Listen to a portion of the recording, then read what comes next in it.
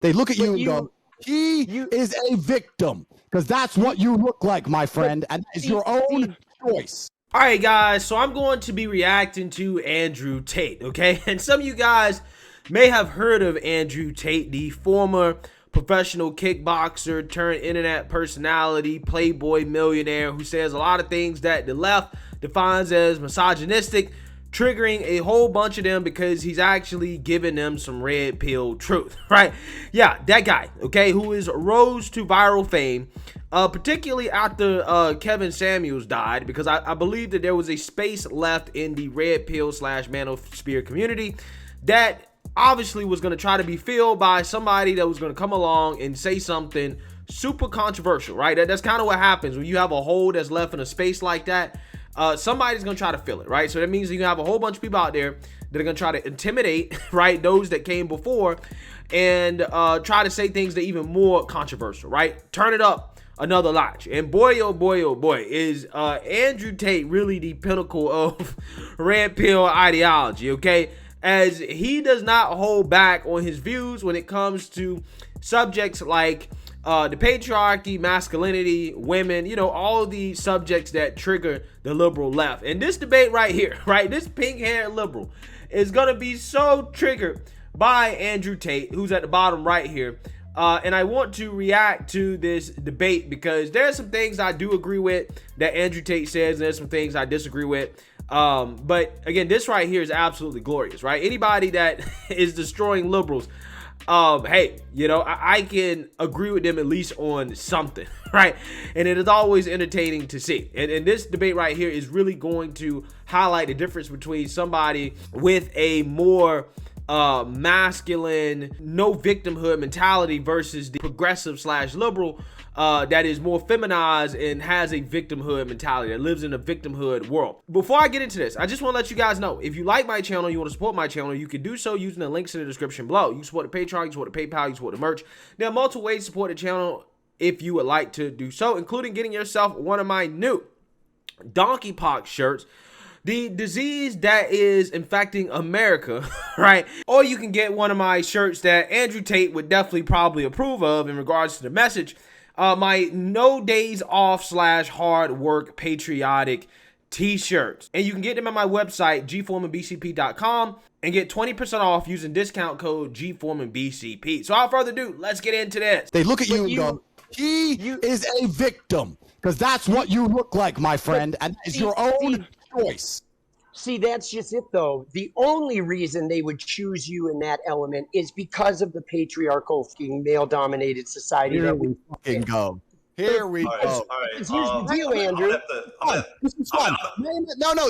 I'm not done. Name Andrew, listen to me. From history that wasn't patriarchal. Name a society from history that was not patriarchal. Yeah, and the ones that weren't, they didn't last too long, right?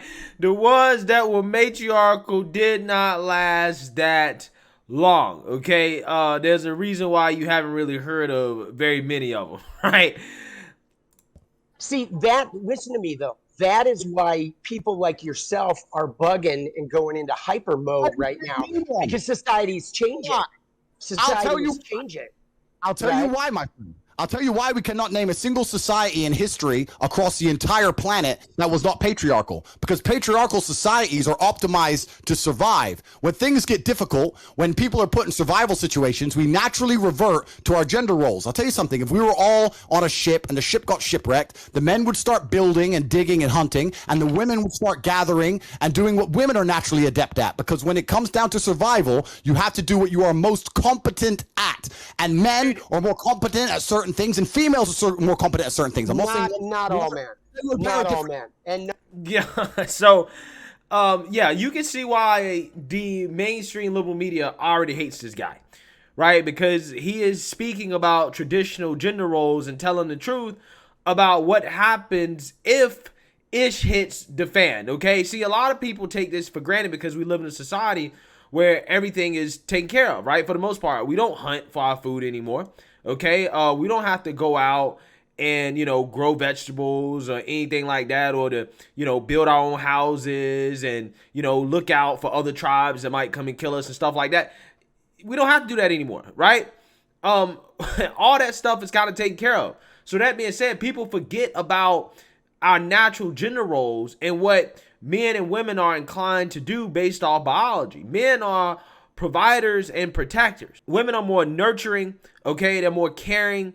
They have certain traits that make them better at doing certain things for the survival of the tribe, so to speak, okay? And again, these are the traditional roles that people forget about, okay? And they're trying to make society get away from that even more and more and more. People like this guy right here, who's basically become feminized, okay? He's a feminist. People like him are a prime example of what the left is trying to turn our men into. And Andrew Tate is the exact opposite of that. And that is why so many people hate him, because he represents what they see as toxic masculinity. Not all females. My there point are is, definitely patriarchal societies are more competitive than any other type of society because society functions better as a patriarchy. So the reason you cannot name a single society in history that was not a patriarchy is because all of the societies, and I'm sure there were some, which were not patriarchal, were destroyed by patriarchal societies. They were wiped off the face of the planet because they are not competitive. There haven't been any yet. Books to read. They do not have monuments to find. And the point I'm making is that in the harsh reality of ultra competitiveness, only patriarchal societies can survive. So the reason you cannot name one from history is because all the ones that tried this idea that you're trying to purport were destroyed in real time. And in the West, in America, as we stand right now in America, which I wouldn't even call it a patriarchal society because it isn't, because females have more rights under the law than men. Oh my God, bro. They do. And I'm telling you now, are so clueless. As America falls apart and the patriarchy is disintegrated, all that's going to happen is that other countries like Russia, like China, like countries which are still patriarchal, will remain more competitive than the West, and you're not going to fix the world. America's just going to end up a third world shithole. So throwing the fucking patriarchy away is going to fix a fucking thing. You live in a clown world, my clown. Yeah, so to address the point about how women have more rights in America than men, well, I mean, he has a point at the very least on certain issues. Like, for example, when it comes to children, okay? Once a woman gets pregnant, the man loses all his rights when it comes to his child, okay? The woman can determine whether or not the child is even born, okay? If they say, you know what, I want to terminate the child, I can terminate the child. If the woman decides to leave the man and say, I don't want to be with the man, more than likely the justice system is going to side with the woman when it comes to custody of the child, right? That is a situation right there in which, objectively speaking, women have more rights than men, okay? Women also tend to get more sympathy when they are in downtrodden situations, right? They're not expected to pull themselves up by their bootstraps as much as men, okay? That's the reason why, women, again, that are in poverty, they had kids or whatever, they get taken care of by the government, right? That's why you have the stereotype of the welfare queen, right? You don't really call it the welfare king, okay, for a reason, because most homeless people in our society are men, right? And people look down on homeless men because we see homeless men as a weak man, a man that is lazy and won't get off his butt and go work. When it comes to homeless women, though, especially homeless women with kids, we have a lot more sympathy, and they're much more likely to be taken care of because we don't expect as much out of women. Women aren't expected to go out there and to get, the best jobs and to be ultra competitive and this, that, and the other. And I'm not necessarily saying that's a bad thing, right? I'm just saying women don't have that expectation. If they don't achieve great things in life, nobody's going to look down on them and say, well, you're a failure, right? I mean, as long as they get married, and have kids, for the most part, people will say, okay, well, as a woman, hey, you did your thing, right? You did your thing. Nobody can be mad at that. Again, I'm not saying that's a bad thing. I'm just saying I think that he has a point, at least when it comes to some things, that women definitely have more rights than men. The first thing that comes to my mind is when it comes to children and custody rights. Dude, yeah, no, I don't. I mean, I do live in a clown world because there are people like you that are sitting there like pushing this inane philosophy. So yeah, I get it. I accept that. But first off, we haven't seen a non-patriarchal society yet. We're definitely moving toward it. And if you want to look at America and look at some of the problems with America, like what problems do we have? Well, there's an enormous wealth gap. You mentioned the Roman Empire earlier. The Roman Empire didn't fall because of laziness. It fell because of overconfidence, because of an income gap between the richest and the poor, and because of political corruption. all three things that are sort of happening in America right now. Well, they also had some problems with barbarians, right? They had some military issues in which, the Roman Empire at one point couldn't recruit enough of the famous Roman legion. They couldn't get enough people from the citizenry to join the military, where they had to hire outsiders, right? Barbarians, so to speak, Germanic people from Germanic tribes. And that definitely was an issue. So a part of the fall of the Roman Empire is not just those things, but also, military strength.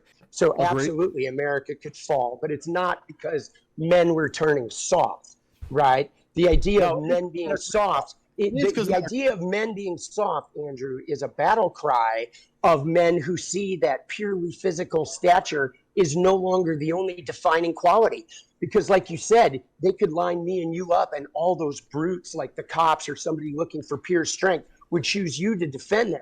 But anybody who was from a marginalized group that was looking for an emotional defender, those people would pick me, right? And they wouldn't pick the muscular guy because they know that I have the inner strength to actually have an openness and a vulnerability that.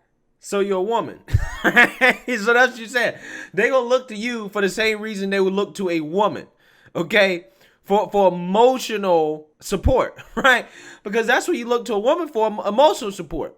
Now, if you need a physical defender, if you need somebody to defend you, right, like, some strength, then you look to a man, right? But if you need emotions, then you're going to look to a woman. This guy is literally telling you, yeah. People are going to come to me because they want the same things from me that they would get from a woman. Wow. Again, this is what our society are trying to turn our men into. People like this guy right here. That can relate to them and that can help them find that empowerment in themselves. I don't want to train people to be cheap. All you know races. what I mean? Who says I'm not talking we go to your Instagram page and you talk about being the Messiah and all this other BS. You want people to follow you like you're some sort of like deity boss. And that's actually a sign of your own weakness at work, right? That's coming from your own trauma, your own unhealed trauma. Firstly, the fact you think that you're talking to marginalized people more than me, it doesn't even make sense, because I'm talking to groups of people, you're talking to groups of people, and both of them includes marginalized communities. Secondly, the fact that I am actually mixed race, that I grew up in the south side of Chicago with my father. Absolutely. Shows I know more about marginalized communities than you do, because you are as white as they can come, and you're sitting there talking about marginalized communities to a marginalized person. Absolutely. But let me ask you, I never woke up and thought I'm brown, so I had to find this white guy with pink hair to fight for me. I woke up and fought for myself. And that is the point. You know when you fight for yourself when you're a man. That requires all forms of power, whether it be emotional, mental, and physical. You to sit here telling men they should be as weak as possible and sitting around doing nothing is not good for society as a whole. And there's nothing wrong with patriarchal society. I'm not advocating for weakness. Like, I'm advocating for people to heal and to heal their trauma, and not use their trauma like you do and then aim it at select groups of people in order to gain power and money. But that's exactly what you do, right? That's exactly what you do. Wow, look at this dude's face. This is thumbnail material right here. I need to save this, right? This is thumbnail material. But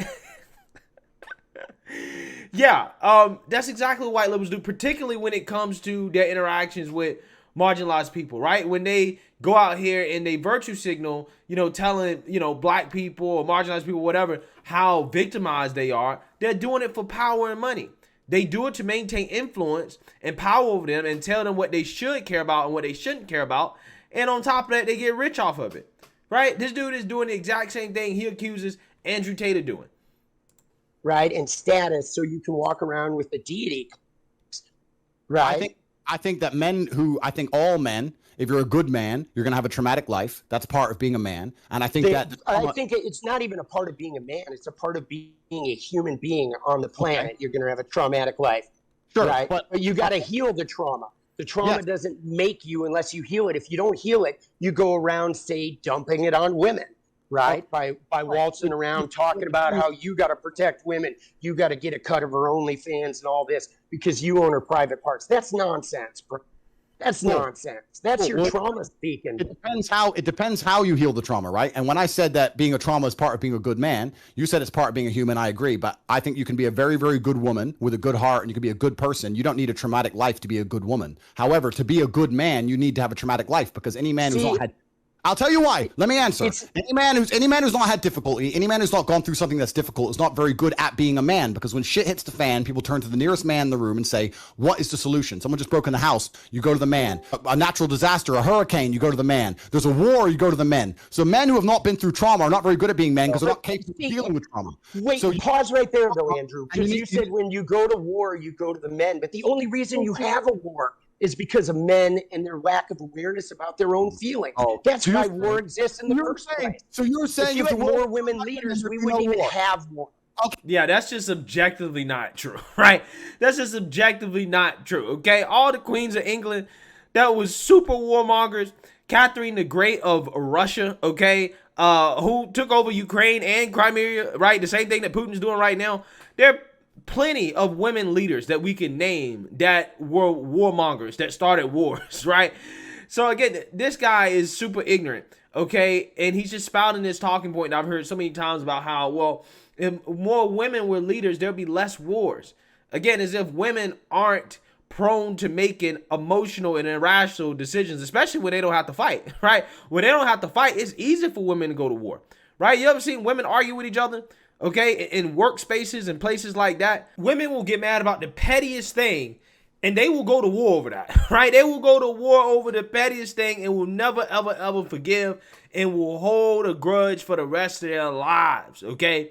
So don't sit and tell me about how if the world had more women leaders, we would have less war. I actually think we would have more war, right? Because again, women will go to war with each other over the pettiest of things. And when you talk about war, right, and a decision to start war, what you want is less emotion. You don't want somebody that's going to make a decision because, oh, you know, they had a bad day or, you know, whatever, right? You want level-headed people. And that's not to say that women can't be level-headed. I'm just saying, women tend to be a lot more emotional about the decisions that they make, okay? Okay, so If you're we had saying more women leaders, we wouldn't even have war. Men literally are responsible for war by a lack of emotional awareness. That's how it starts. Interesting. So let's make this the final point before we move on. You just said that if all the leaders were women, we wouldn't even have war. I said if we had more women leaders, yes, there would be less war. The fact that you hate your own gender so much is quite amazing to me. But I actually, don't hate my own gender. Here's another point. See, why do you? Let me tell you why you're wrong. No. You don't get to gaslight me and tell me I hate my own gender just because I'm displaying a version of manhood that you're uncomfortable looking at. You don't get to say I hate my gender. I don't give a fuck. I'm weak because I present a version of manhood that has struggled just like you, that has conquered just like you, but lives outside the idealized patriarchy that was sold to me.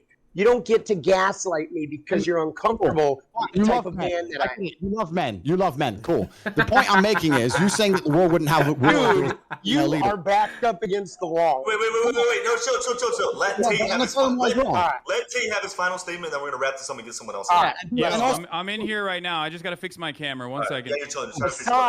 Let's go, man. I appreciate you. I'm interested in seeing what the chat thinks. The reason you're totally wrong saying that the world would have less war if there was no female leaders is because if you actually ask anybody who's been in the corporate world for long enough, the companies that have the most arguments, the most difficult corporate structures to deal with, in fact, even if you ask most women, they say, I don't like having a woman boss. I'd rather work for a man. When you have a whole bunch of women in charge, it's nothing but a fucking fest and it's a shit show. Bruh, I can attest to this, right? This is 100% facts. Yeah, you would much rather, I mean, me personally, and again, I'm pretty sure a lot of women would agree with this, much rather have a man that's a boss than a woman, because I'm gonna tell you, women can get mad about the pettiest of things, okay? And it's one of those things that once you get on the bad side of a woman, you're on that bad side for a long time, right? It is almost impossible to get out of that hole, right? They don't get over things easily, okay? And again, that's what makes it so, again, if you're not on the good side of a woman boss, you can have a terrible career. Your career can be ruined. A man, on the other hand, can tend to overlook a lot of things, right? They don't let a lot of petty things get to them, right? And decisions that are made are less about, you know, emotions and, you know, I guess self-centeredness, and more about the good of the company overall or the good of the team. Again, I'm just generalizing here. I'm just saying based off my experience. Okay, when I worked under women, that was the last time I was in corporate America, and that was one of the reasons why I want to get out of corporate America, because I said I'm never going to work under women ever again in my life, right? It's just not possible. I can't do it, right? It's just too much drama, It's just too much, disorganization. It's just too much, not taking responsibility. I'm just saying. Every single person who's ever worked in corporate knows that. Every single person who's ever worked in the world knows that women actually, as beautiful as they are, and they're good at lots of different things, they would they would prefer to work for a male boss because it's a stronger, more clear leadership structure. Having a bunch of women in charge of countries is not going to make a peaceful world. And the fact you believe that shows your entire mental model's fucked. Andrew, take care, brother. Hassan, I just want to say props to you, boss. I appreciate you, man, putting the word out there. Thank you, guys. Good to talk, bro. Have a good day. Appreciate you coming on, Tommy. Have a good one, man. Cheers. Thank you. All right. So, yeah, I just wanted to do at least one reaction video to Andrew Tate, and I found that debate to be pretty good. I think Andrew Tate definitely destroyed that pink-haired liberal, and it really shows you the difference between somebody like Andrew Tate, who embraces kind of the more traditional man, versus the liberal / progressive who embraces what society is trying to do to men, right? They're trying to turn us into people like him. I don't think that that's the direction that we should go in. But hey, what do I know? Let me know what you guys think. Make sure you like, comment, and subscribe. Most importantly, share a Black conservative perspective. Peace.